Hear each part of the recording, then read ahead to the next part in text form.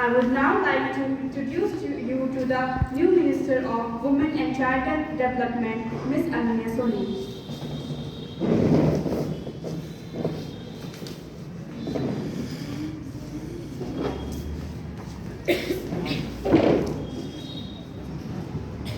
Now, question hour begins. Question number 1, Ms. Papri Gupta, please. Honorable Speaker, ma'am, I would like to ask a question from the Minister of Women and Child Development. Will the Minister be pleased to state? It has been noticed that despite different laws being put in place for women's safety, there has been an increase in violence against women in recent years. It is now also the question of marital rape whether the Parliament should amend the Indian Penal Code and remove the exception given under Section 379 coupled with the fact that India constantly ranks low in indices and rankings related to women's safety and security. What steps is the government taking to ensure that women's safety is ensured in India?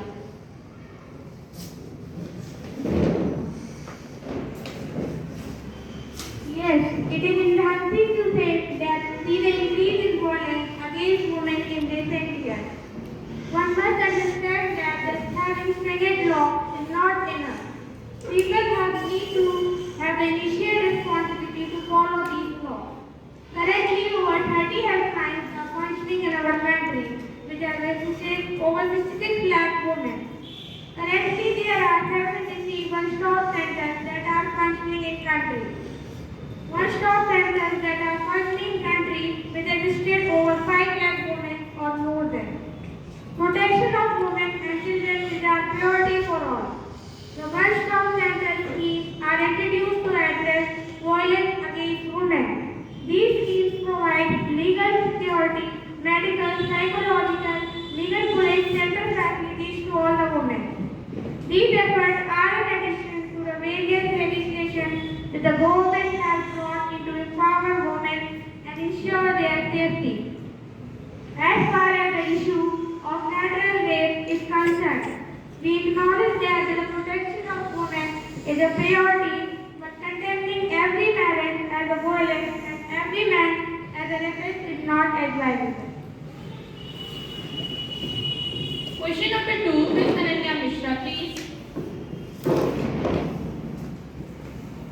Honorable Speaker, ma'am, I would like to ask a question from the Minister of Education that whether the new education policy was approved and some main features about the new education policy.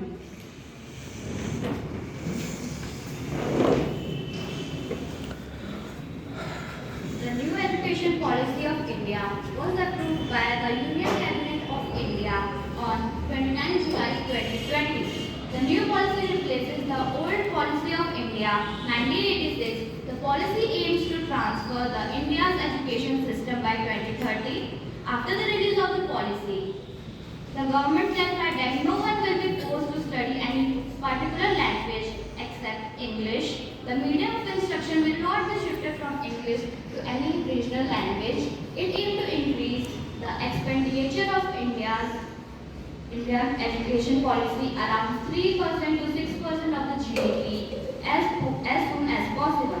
The highest priority of the education system will be to achieve universal foundational literacy and numeracy in primary schools by 2025. The 10 plus 2 structure will be replaced by the 5 plus 3 plus 3 plus 4 structure. This will be implemented as follows. Foundational stage. This is further divided into two parts. 3 years of primary school followed by class 1 and class 2 in primary schools. This will cover children of age 3 to 8 years. The focus of studies will be activity-based learning. Preparatory stage, class 3 to class 6 will cover the age group of 6 to 10. It will gradually introduce subjects like mathematics, science, learning, writing, and physical education. Middle stage, class 7 and 8, covering children between 11 and 13. It will introduce students the more abstract concepts in the subjects of mathematics, science, social science, arts and humanities. Secondary stage, class 9 and class 12, covering the age group of 14 to 18. It will again subdivided into two parts, class 9 and class 10 covering the first phase and class 11 and 12 covering the second phase. These 4 years of studies are intended multidisciplinary studies coupled with depth and critical thinking. Multiple options of subjects will be provided. Instead of exam being held every academic year, students will only attend 3 exams in class 2, 5 and 8. Board exams will be conducted for class but will be standard of this will be established by the assessment body PARAKH, performing assessment review and analyzing of knowledge for holistic development. This policy aims to reducing the curriculum loads of students and allowing them to be more interdisciplinary. If a student wants to pursue fashion studies or if one wants to learn basic chemistry, they will be allowed to do so. Coding will be introduced for class 6 and experiential learning will be adopted. Thank you.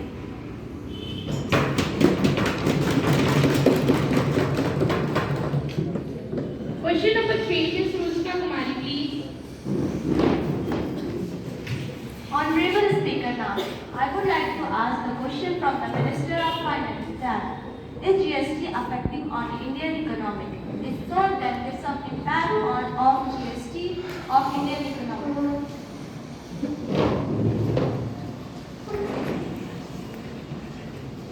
Yes, GST plays the main role in affecting the Indian economy. GST is the biggest tax reform in Indian government. The movement that the Indian government was waiting for a decade has finally arrived. The single biggest indirect taxes season has kicked into a force all the interstate barriers with respect to trade. The GST rolled out with a single straw has converted into unified market 1.3 billion citizens. Fundamentally, the 2.4 billion economy is attempting to transform itself by doing away with internal tariff barrier and subsuming central state and local taxes into a unified GST. The idea behind implementing GST was across the country in 28 states and 9 union territories is that it would offer a win situation for everyone. Manufacturers and traders would benefit from fewer taxes fillings, transparent rules and easy bookkeeping. Question number 4, Mr. Shivansh Dwivedi, please.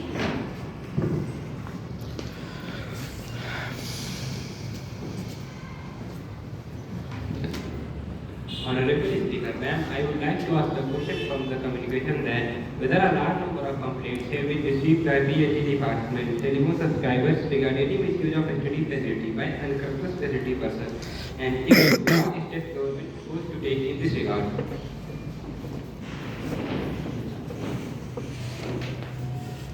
Yes, complaints of the nature have been received. In many cases, investigations showed that there was no spurt in the meter reading and no unauthorized connections were detected.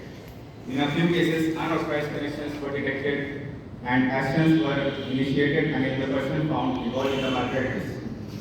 The government proposes to take the following steps in this regard: amendment of the Indian Telegram Act to make unauthorized diversion of line a major offence, and setting up of business cards to make surprise tests for detecting any misuse, and third, to import chart analyzers to detect such cases more easily.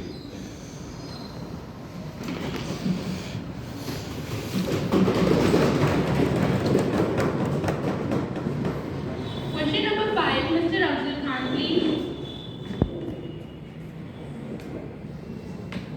Honorable Speaker, ma'am, I would like to ask a question from the Minister of Agriculture that whether the government proposes to encourage private investment in the agriculture sector as well as genetically modified crops, and if so, the details therefore.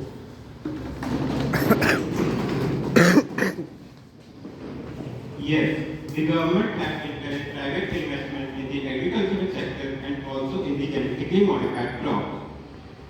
Biotechnology is providing us with a wide range of options for how we can use agricultural sector, how we can use agriculture and commercial forestry lands. The cultivation of genetically modified crops on millions of hectares of land and their injection into our food chain is a huge global genetic experiment involving all living beings.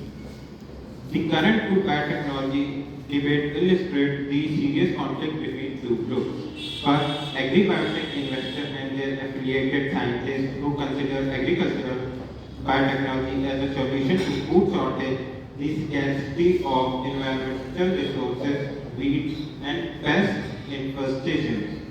Second, independent scientists, environmentalists, farmers, and consumers who want that genetically modified crops food introduce new risks to food security, the environment, and human health, such as loss of biodiversity, superpests, increase of antibiotic resistance, food allergies, and other unintended effects. Question number 6, Ms. Kavya Verma, please. Honorable Speaker, ma'am, I would like to ask a question from the Minister of Agriculture that what are the steps taken by government to promote HYV?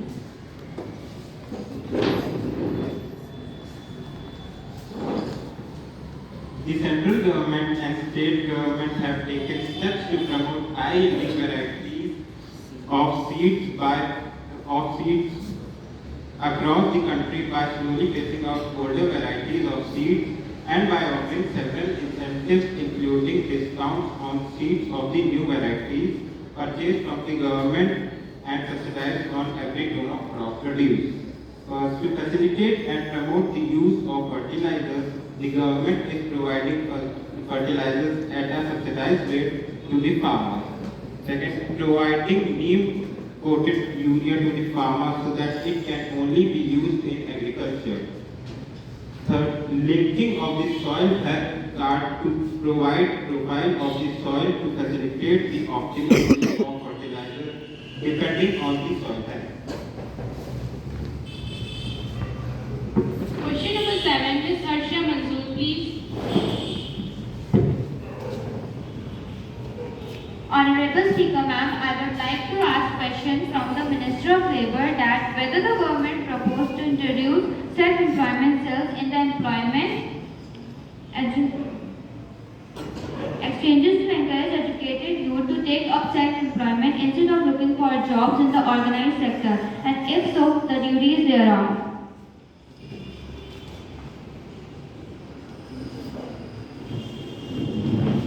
Yes, the Prime Minister initiative is separate from this and will be the first attempt to capture the Minister of Self-Employed People in the country's job data. Out of it, over 10% is in the organized